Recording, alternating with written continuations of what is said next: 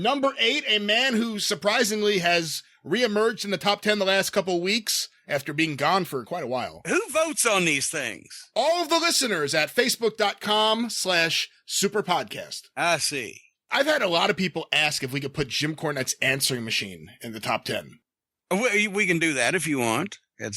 We'd have to call your answering machine every week, and it would also put the pressure on you to come up with a new witty message more frequently. No, I never change it. I just changed it here about 6 months or so ago. I hadn't changed it in like 4 or 5 years. Before that, I got a new fucking phone apparatus, so I had to change it. And then I just leave it. And then I just call people back basically if I have time and want to. And between the two of those qualifications, not a lot of people get callbacks. I used to have on a micro cassette from the 90s, I wish I could find it, some of your answering machine messages from Smoky Mountain Wrestling. Then you changed it more frequently.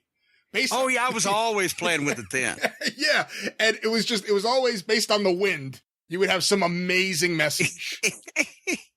And it always made you feel weird leaving a plain message like, hey, Jim, call me back, because you were so good. I got Flair one time in Charlotte. My message was, hello? Hello? Oh, I can't. What? Would you speak? I can't hear. What? Who is it? Like that. And then finally I go, I got you. Leave your name and number at the top. Right.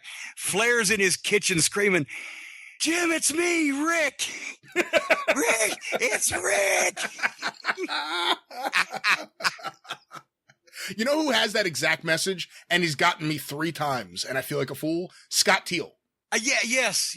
As a matter of fact, I believe I've heard that self-same message there, yes. He's gotten me multiple times, and every time I hate myself that it happens again. Are there any other wrestlers? I hate you, and I've never even heard him get you with it, but...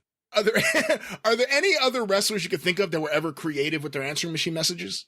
Well, I remember when I called Jake the Snake to find out if when he was my Smoky Mountain champion, if he was ever going to show up again to any of the shows... He was saying, this is Jake, leave your name and number at the tone, etc. But in the background was playing, I have become comfortably numb. No way, really? I swear. So I thought that was... All right. That was probably about as fitting as you could go with the, integrating your life and the answering machine message. Some people live the gimmick, Some people just live the gimmick. But... back to the top 10. And by the way, Jim Cornette's answering machine will now be eligible next week in the top 10.